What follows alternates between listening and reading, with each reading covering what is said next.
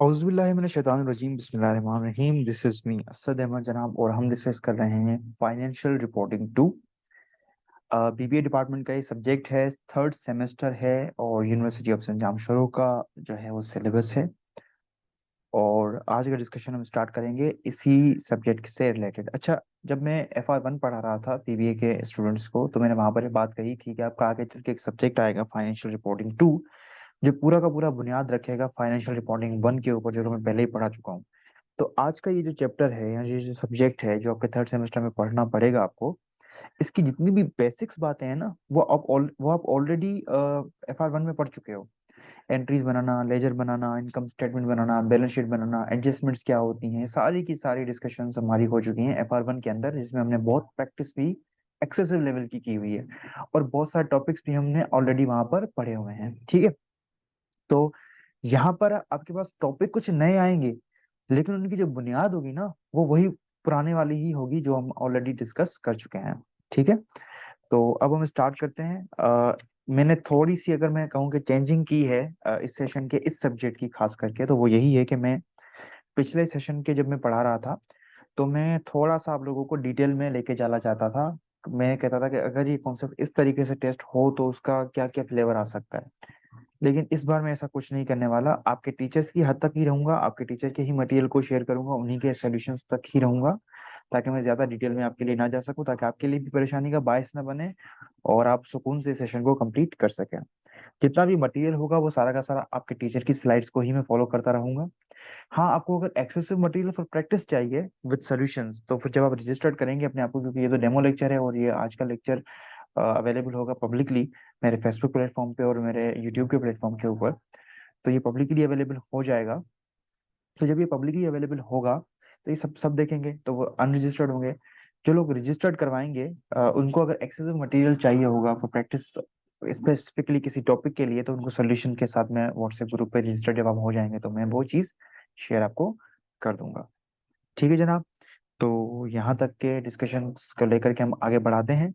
हमारा जो पहला टॉपिक है या जो मैं पहला चैप्टर कह सकता हूँ कि वो पहला चैप्टर जो है उसके अंदर जो बातें हमारे पास आएंगी वो स्टार्ट हो रही है शॉर्ट टर्म एसेट से। शॉर्ट टर्म एसेट को हम एक और नाम से जानते हैं, करंट एसेट के नाम से।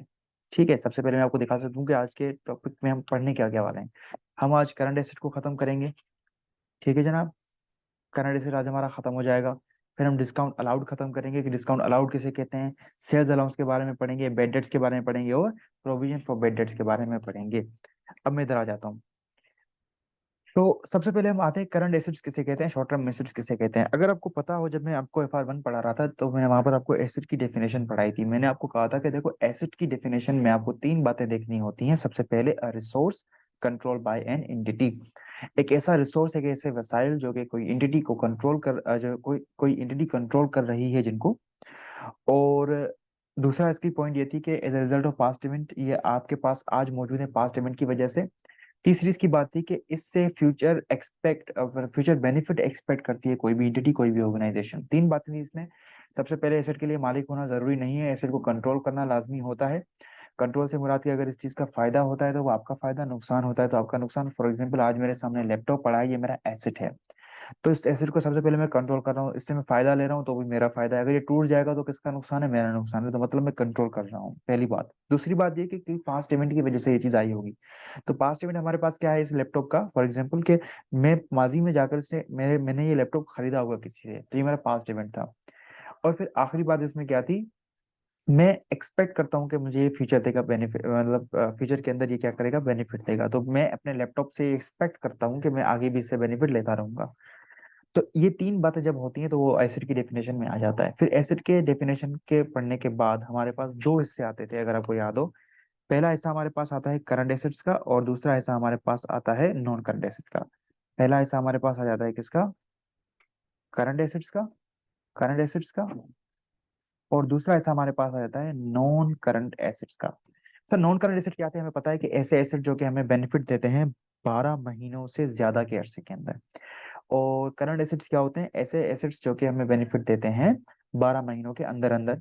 ठीक है, या 12 महीनों से कम के पीरियड में, उसे हम क्या कहते थे, करंट एसेट्स कहते थे। फिर करंट एसेट में भी बहुत सारी एग्जांपल्स थी, कैश एंड बैंक था, प्रीपेमेंट्स थी। प्रीपेमेंट्स अगर आपको याद हो, एडजस्टमेंट में हमने पढ़ा था कि ऐसी पेमेंट जो आपने अभी कर दी है लेकिन फायदा इसका बाद में जाके लेंगे आप, प्रीपेमेंट्स थी। शॉर्ट टर्म इन्वेस्टमेंट्स भी करंट एसेट्स में आ जाती हैं। इसके अलावा अकाउंट रिसीवेबल और इन्वेंट्री, ये दो चीजें आपके सामने लिखी हुई हैं, ये भी करंट एसेट्स में ही आती हैं। हम जो आज के लेक्चर के अंदर डिस्कस करेंगे वो सिर्फ दो ही बातें करेंगे। एक आपके पास डिस्कस किया जाएगा अकाउंट रिसीवेबल को और इन्वेंट्री को। सर ये क्या रीजन है सिर्फ इन दोनों को डिस्कस कर रहे हैं? क्योंकि ये करंट एसेट के वो दो हिस्से हैं जिनकी वैल्यू हमें पूरी नहीं मिलती। फॉर एग्जाम्पल, मैंने आज सेल की। जब भी मैं कोई सेल करूंगा तो मैं एंट्री बनाता था। फॉर एग्जाम्पल क्रेडिट के ऊपर अगर मेरी सेल है तो मैं सेल को हमेशा क्रेडिट करता हूँ, तो मैंने कहा सेल्स क्रेडिट। मैंने डेबिट क्या किया, अगर मुझे पैसे मिलते हैं तो कैश को डेबिट कर देता हूँ, लेकिन अगर मुझे पैसे नहीं मिलते तो मैं अकाउंट रिसीवेबल को डेबिट करता हूँ। अब मेरे अकॉर्डिंग फॉर एग्जाम्पल 100 रुपए की सेल हुई है, वो मैंने रख दिया भाई मेरे अकॉर्डिंग हुई है 100 रुपए की सेल, मैंने 100 रुपए की सेल यहाँ पर रख दी।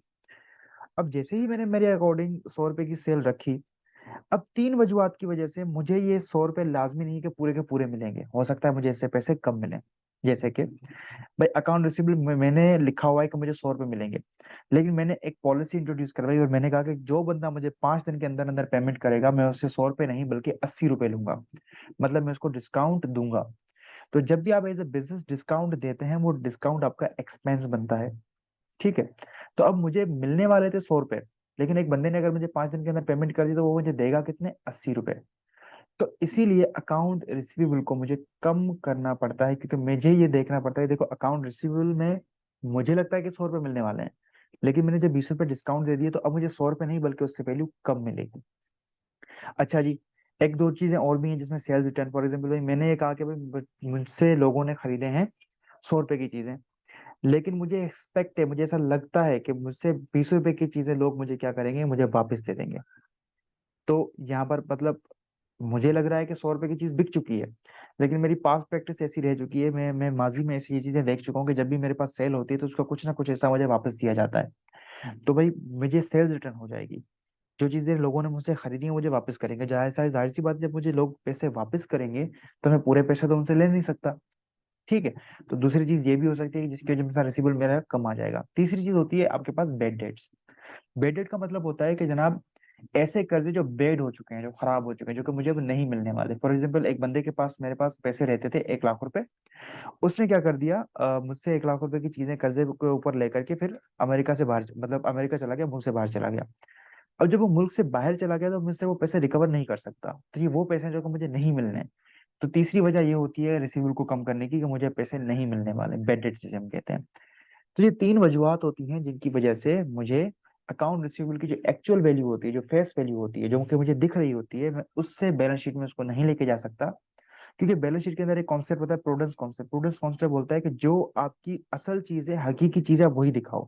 तो आपको पता है जबकि रिसीवेबल है तो मेरे पास 100 रुपए, लेकिन मैं डिस्काउंट भी दे रहा हूँ, मुझे कुछ चीजें वापस भी आने वाली हैं, और कुछ चीजें मेरी बेडेड हो चुकी हैं, खराब हो चुकी हैं, खत्म हो चुकी हैं।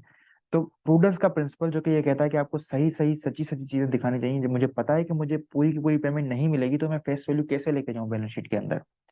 तो इसलिए मुझे अपने रिसीवेबल को कम करके लिखना पड़ता है, इसीलिए हम इसकी अकाउंटिंग सीख रहे हैं बड़े डिटेल के अंदर।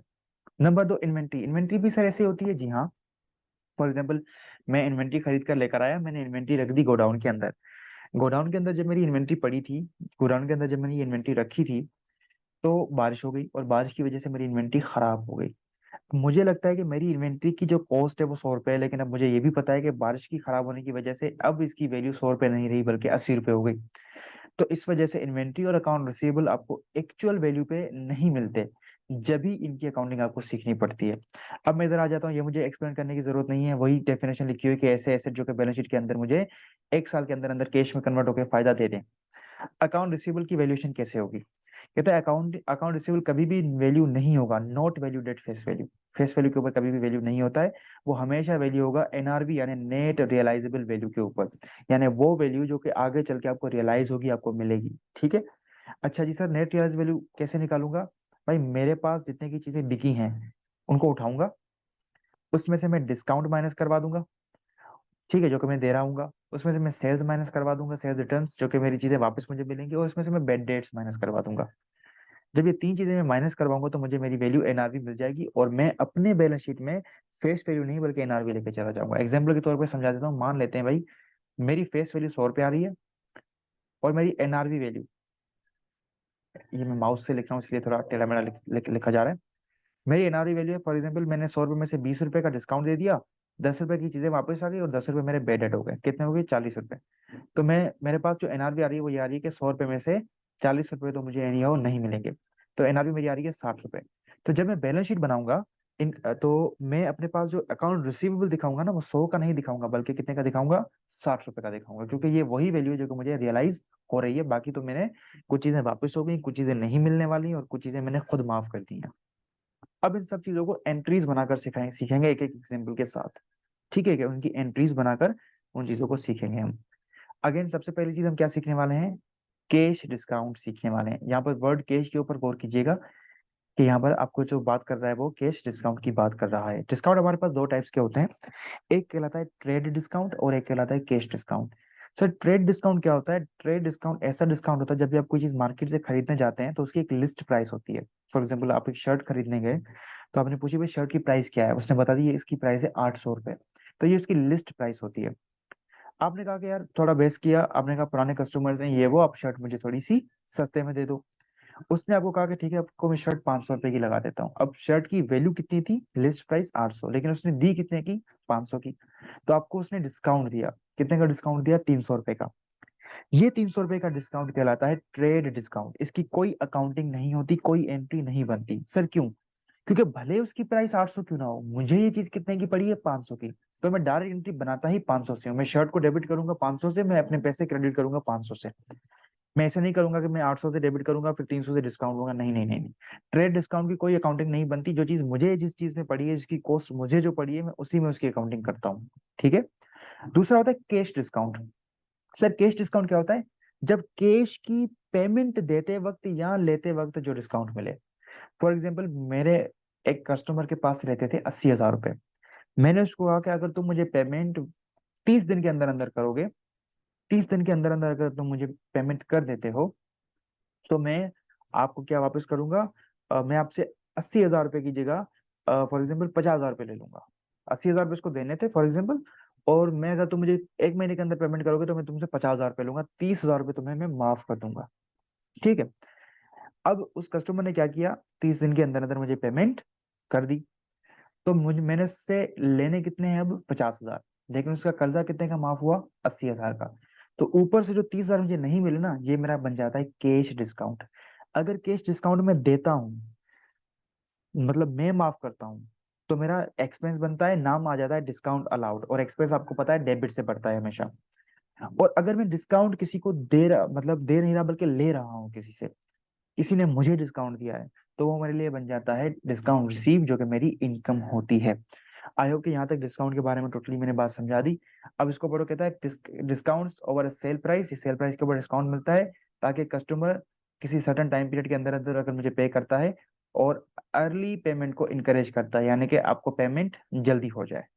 ठीक है। अब इसकी एग्जांपल से बात शुरू करते हैं। Ali supermarket sells good worth $2,000 एक कस्टमर को ऑन क्रेडिट। कब दे रहा है? ये 1 जनवरी 2016 को दे रहा है, और कस्टमर ने पेमेंट कर दी है 10 जनवरी 2016 को।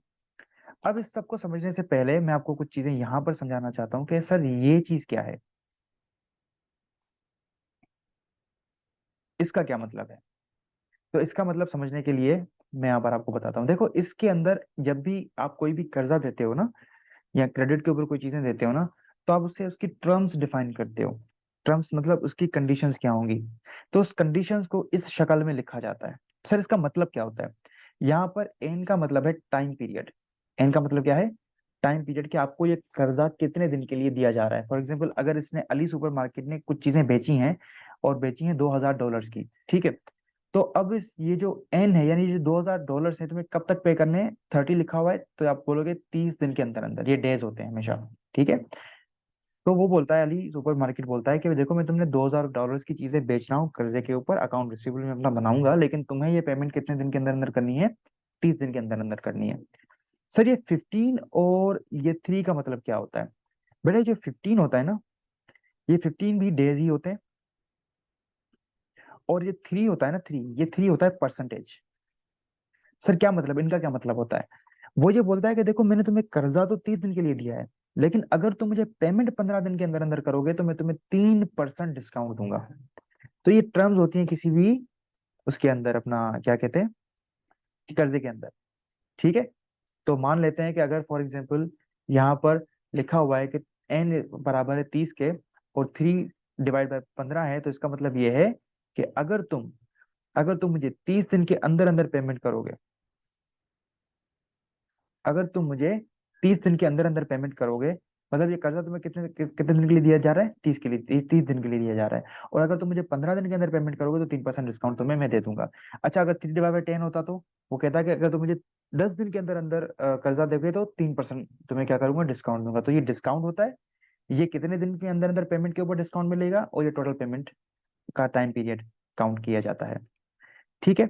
अब दोबारा से हम अपनी एग्जाम्पल की तरफ आ जाते हैं। क्या कहता है, अली ने कितने की चीजें बेची हैं, 2,000 रुपए की बेची हैं। कब बेची हैं, 1 जनवरी 2016 को बेची हैं। टर्म्स हमारे पास ये है कि इसको मुझे 1 महीने के अंदर अंदर पेमेंट करनी है, और अगर ये मुझे 15 दिन के अंदर पेमेंट करेगा तो कितने का डिस्काउंट दूंगा, 3% का डिस्काउंट दूंगा। अब आते हैं यहाँ पर, customer makes the payment on January 10, 2016। Customer ने कितने की पेमेंट कर दी, कब पेमेंट की है, 10 जनवरी को। तो 1 जनवरी से लेकर 10 जनवरी तक 10 दिन हुए, यानी इसने 15 दिन के अंदर अंदर पेमेंट कर दी। तो अब ये एलिजिबल हो गया 3% डिस्काउंट के। तो मतलब मैं इससे 2,000 रुपये पूरे नहीं ले सकता, मैं उससे पैसे कितने लूंगा, 3% डिस्काउंट करने के बाद। तो अब इसकी एंट्रीज बनाते हैं और एंट्री से ये बात को समझने की कोशिश करते हैं। Ali super market example number 1। आज तारीख क्या है जनाब, आज तारीख है, मतलब पहली सेल कब हुई है, जनवरी 2016। ठीक है। हमें पता है कि सर हमें सेल्स क्रेडिट करते हैं और हम क्या डेबिट करते हैं, हम अकाउंट रिसीवेबल को डेबिट करते हैं। कितने की मैंने चीजें बेची हैं, $2,000 की बेची हैं, $2,000 की बेची हैं, मैंने लिखा $2,000 की डेबिट। और सेल्स हमेशा क्रेडिट से बढ़ती है, तो $2,000 क्रेडिट। अब इसने पेमेंट मुझे कब की है, पेमेंट इसने मुझे की है 10 जनवरी को, तो दूसरी एंट्री कब बनेगी, 10 जनवरी 2016। ठीक है। जब ये मुझे पेमेंट करेगा तो मुझे कुछ पैसे मिलेंगे, कैश मिलेगा या बैंक मिलेगा, कैश है यहाँ, अगर वो चेक दे रहा है तो बैंक मिलेगा। ठीक है। अच्छा जी, मेरा पूरा का पूरा अकाउंट रिसीवेबल उसने मुझे पेमेंट कर दी है, तो अकाउंट रिसीवेबल क्या हो जाएगा, खत्म हो जाएगा। तो अकाउंट रिसीवेबल बढ़ा डेबिट से तो कम कहाँ से होगा, क्रेडिट से हो जाएगा। ये डेबिट क्रेडिट रूल FR1 में पढ़ चुके हैं। अब सर मैंने कर्जा कितने का माफ किया, इसका 2,000 का। इसने पेमेंट जो कि मुझे 10 दिन के अंदर कर दी, देखो मेरा टर्म्स का क्या थी, क्योंकि तुम मुझे 15 दिन के अंदर पेमेंट करोगे 3% डिस्काउंट दूंगा। तो इसका मतलब ये है सर कि मैंने इसको अब 3% डिस्काउंट देना है। इसने मुझे पेमेंट 2,000 की नहीं करनी, बल्कि 3% डिस्काउंट के बाद करनी है। तो मैंने कहा कितनी करोगे, 2,000 का 97%, क्योंकि 3% मैंने क्या कर दिया, तुम्हें डिस्काउंट दे दिया। ऐसा ही है। ठीक है। और बाकी मैंने तुम्हें क्या दे दिया, डिस्काउंट।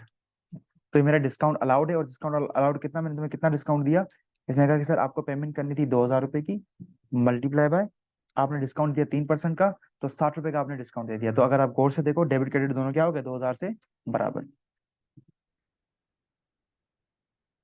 अच्छा, अगर ये मैं इनकम स्टेटमेंट में लेके जाता, तो इनकम स्टेटमेंट में आपको पता है सबसे पहले सेल्स आती है, फिर कॉस्ट ऑफ सेल आती है, वगैरह वगैरह। तो इनकम स्टेटमेंट में क्या दिखती, सेल्स कितने की दिख रही होती है, 2,000 रुपए की, क्योंकि सेल्स कितने की हुई है, 2,000 रुपए की। ठीक है। अच्छा जी, और मैंने डिस्काउंट दिया है, और तो कोई एक्सपेंस नहीं है, लेकिन सिर्फ डिस्काउंट का एक्सपेंस है। मैंने डिस्काउंट दिया है, मैंने डिस्काउंट कितने का दिया है, 60 का। तो मेरे पास प्रॉफिट कितने का आ रहा होगा, मेरे पास प्रॉफिट आ रहा होगा 1940 का। तो ये मेरा प्रॉफिट है, क्योंकि डिस्काउंट आपके लिए क्या बन जाता है, एक्सपेंस बन जाता है। आई होप कि पहला एग्जांपल आपको क्लियर हुआ होगा, मैं दोबारा बता देता हूँ। मैंने सेल की थी 2,000 की, तो अकाउंट रिसीवेबल डेबिट हुआ, सेल्स क्रेडिट हुआ 2,000 से। मैंने उससे कहा कि अगर तुम मुझे 15 दिन के अंदर पेमेंट करोगे तो मैं तुम्हें 3% डिस्काउंट दूंगा। इसने मुझे 10 दिन के अंदर पेमेंट कर दी, और मैंने इसको डिस्काउंट दे दिया 3%। डिस्काउंट कितना था, 60 का। रिसीवेबल इसका पूरा का पूरा माफ हो जाएगा, क्योंकि इसने पूरी की पूरी पेमेंट कर दी, तो 2,000 मैंने पूरे के पूरे माइनस करने हैं। ठीक है। कैश और बैंक, उसने मुझे पैसे डिस्काउंट के बाद देने, तो डिस्काउंट मैंने कितना दिया था, 60 का। तो बाकी 1940 की से मुझे क्या कर दी, पेमेंट कर दी। ये जो 2,000 था, ये इसकी फेस वैल्यू थी, और इसकी एनआरवी कितनी थी, एनआरवी थी 1940। ठीक है, क्योंकि एनआरवी का मतलब कैसे पता चलता है, अकाउंट रिसीवेबल में से डिस्काउंट भी माइनस कराओ, सेल्स रिटर्न भी माइनस कराओ, और इसके साथ साथ बेड डेट्स भी माइनस कराओ, तो ये इसकी एनआरवी होती है। ठीक है।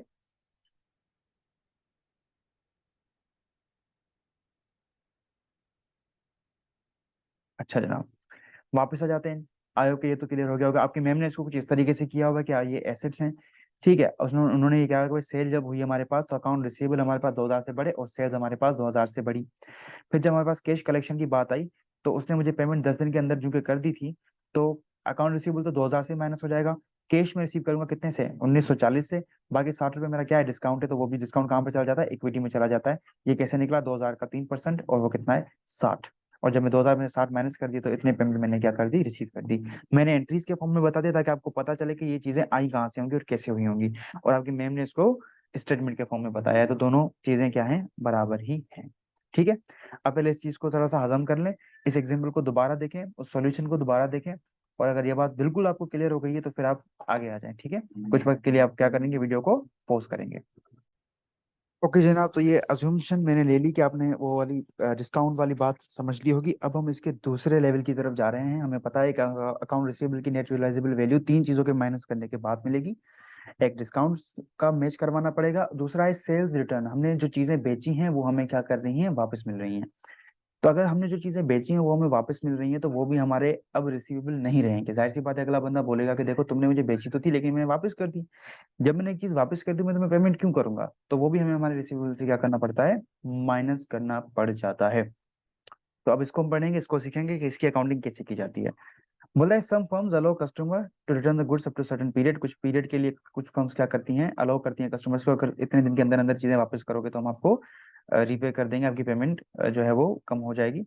Firms need to estimate sales return and record a provision of sales return when sales are made. जब भी फर्म सेल्स जो है वो करेगी तो एक प्रोविजन अपने दिमाग में बनाएगी, वो अपने बुक्स में लिखेगी कि एक अंदाजन मुझे कितनी चीजें वापस आ सकती हैं। अब ये कंपनी को कहाँ से पता चलता है कि अंदाजन मुझे कितनी चीजें वापस आ सकती हैं, या कितनी सेल मुझे, जो मैंने चीजें बेची हैं वो मुझे वापस आ सकती हैं।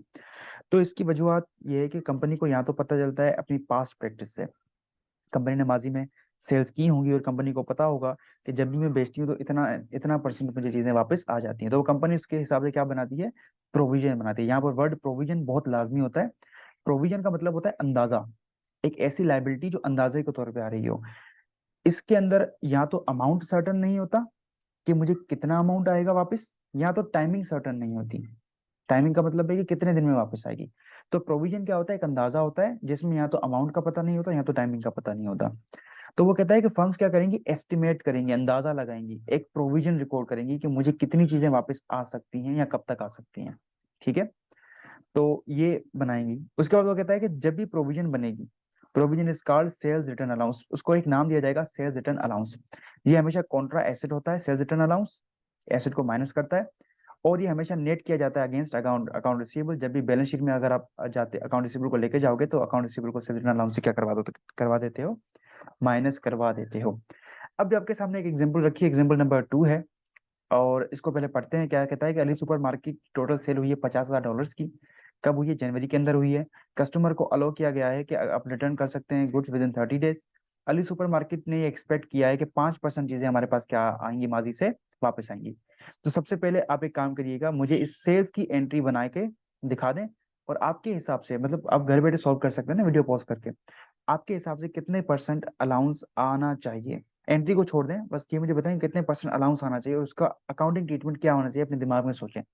तो मैं एज्यूम करूंगा कि आप ये क्वेश्चन पढ़ रहे हैं और आप इसको अज्यूम कर रहे हैं कि हाँ बाकी सोल्व हो रहा है या नहीं हो रहा। ठीक है, उसके बाद फिर मेरा सोल्यूशन देखेंगे तो वैसे जवाब मिल जाएगा। तो अब आप इसको क्या करें, पॉज करें। ओके जनाब, तो अजम्पशन के बाद अब मैं इसको सोल्व करने जा रहा हूँ। सबसे पहले मैं एंट्री बनाऊंगा मेरी सेल की, कि सेल मेरी कितनी हुई है, कब हुई है, जनवरी के अंदर हुई है, कोई डेट फिक्स नहीं बताई इन्होंने मुझे। तो एग्जाम्पल नंबर 2 आ गई। ठीक है, और एग्जाम्पल नंबर 2 है अली सुपर मार्केट की ही है। ठीक है, तो हम इसको देखते हैं। सबसे पहले यहाँ पर डेट लिखते हैं, हमारी डेट है जनवरी 2016। कोई एग्जैक्ट डेट नहीं बताई हमें। जब भी मैं बेचूंगा अकाउंट रिसीवेबल मेरा क्या हो जाएगा, डेबिट हो जाएगा, वो मेरा एसेट होता है, और सेल्स मेरी क्या हो जाएगी, क्रेडिट हो जाएगी। कितने से मैंने बेची चीजें, 50,000 की। ऐसा ही है। अब मैं थोड़ा नीचे आया, 50,000 की सेल रिकॉर्ड करने के बाद मैंने कहा देखो मुझे ही एक्सपेक्टेड है कि 5% चीजें मुझे वापस आ सकती हैं, ये अंदाजा है, ये एक्सपेक्टेड है। एक्चुअल कितनी वापस आएंगी हमें कुछ पता नहीं है, ये अंदाजा है। अब मैं इसकी एंट्री कैसे बनाऊंगा? मैं बोलूंगा देखो, मुझे अंदाजा है कि इतनी चीजें वापस आएंगी ना, तो जब इतनी चीजें वापस आएंगी तो मैं क्यों ना अपनी सेल को इतने से अभी कम कर दूं। तो मैं सेल्स को क्या कर दूंगा, कम कर दूंगा, और मैं बोलूंगा कि इतनी चीजें वापस आएंगी तो sales allowance, sales return allowance. Sales return allowance मतलब कि मुझे अंदाजा है कि इतने की चीजें मेरे पास क्या आनी है, वापस आनी है। तो मैं क्या करूंगा, मैं बोलूंगा सर 50,000 की चीजें मैंने बेची हैं, 50,000 की चीजें मैंने बेची हैं, और इसके ऊपर मुझे कितना अंदाजा है कि वापस आएगी, 5%। मतलब 2,500 की चीजें मेरे पास वापस आएंगी। तो जब 2,500 की चीजें मेरे पास वापस आएंगी तो इसका मतलब ये है कि मैं उसको अपनी सेल में से क्या करवा दूंगा, कम करवा दूंगा। मैं बोलूंगा मुझे बिकी तो 50,000 की चीजें हैं, लेकिन इतना अंदाजा है कि वापस आएंगी, तो जो चीजें वापस आएंगी मैं उसको सेल नहीं मानता अभी। अगर ये वापस नहीं आती विद इन 30 डेज, 30 दिन के अंदर अंदर मुझे वापस नहीं मिलती, तो मैं इसको भी सेल बना दूंगा। ठीक है। तो अब यहाँ पर कुछ केसेस हम बनाते हैं। केस वन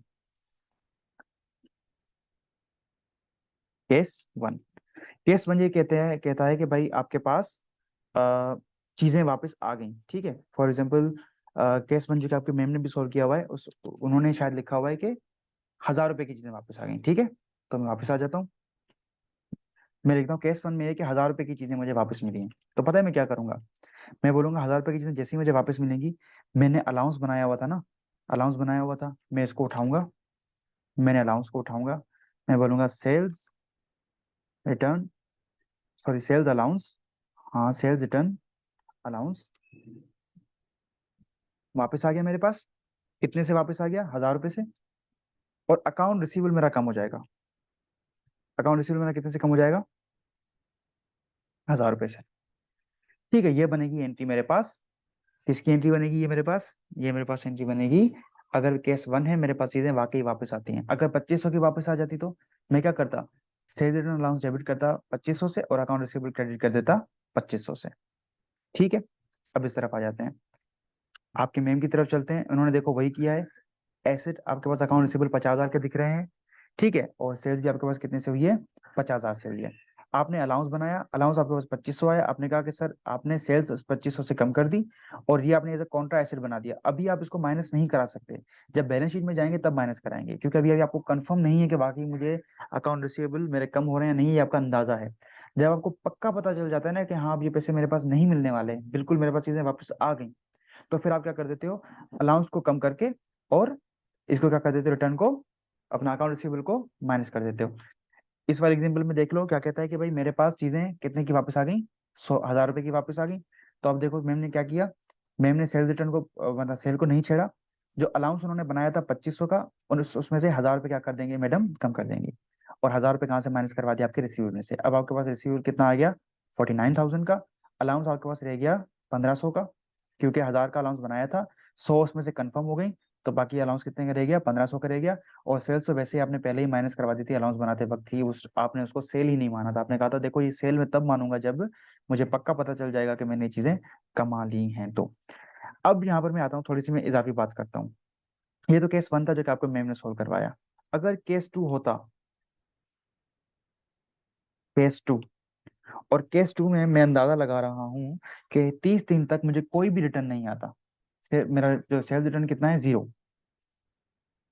तो सर मैं एंट्री क्या बनाता, देखो ऊपर वाली एंट्री तो यहाँ पर सेम बनती, यहाँ तक की एंट्री तो क्या है, सेम है। ऐसा ही केस टू के अंदर, यहाँ तक की एंट्री तो सेम है। अब यहाँ पर आ जाते हैं, सर जो कि मुझे पता है कि मेरे पास बिल्कुल भी कोई भी चीज वापस नहीं आई, तो मैं क्या करूंगा। अब जब मेरे पास 30 दिन का मुयार था, 30 दिन का मुद्दा था, अब 30 दिन के बाद कोई भी मेरे पास चीजें वापस लेकर आएगा तो मैं उसको पेमेंट नहीं करूंगा, मैं उसको नहीं वापस चीजें लूंगा। तो मुझे पता चल गया कि भाई 30 दिन के अंदर कोई वापस नहीं आया, मतलब अब ये मैं वापस नहीं लूंगा, मैंने चीज कमा ली। तो जब आपने कमा ली ना, तो आप क्या करोगे, सेल्स अलाउंस को खत्म कर दोगे। आपने कहा सर सेल्स रिटर्न अलाउंस पूरा का पूरा क्या कर दिया आपने, खत्म कर दिया। कितने का था, 2,500 का था। और आप बोलोगे अब मैं इसको सेल मानता हूँ, क्योंकि 30 दिन का टाइम था, कोई नहीं आया, अब मैं किसी चीजें वापस नहीं लूंगा, तो अब मैं इसको सेल्स मानता हूँ। ये था आपके पास केस टू। क्यों ना केस थ्री भी कर लिया जाए। केस थ्री, ये दोनों चीजें आपके काम की नहीं है। इसको अगर इग्नोर करना चाहें इग्नोर कर लें, ये मैम वाले तरीके से चलें काफी है। लेकिन मैं उन स्टूडेंट्स के लिए बोल रहा हूँ कि जो थोड़ा सा इजाफी सोचते हैं, क्योंकि मैम जाहिर सी बातें हो सकता है आपको कभी ये पूछें आपसे पेपर के दौरान कि भाई अगर चीजें वापस ना आती तो क्या होता। ठीक है, तो ये केस 3 आ जाते हैं जनाब।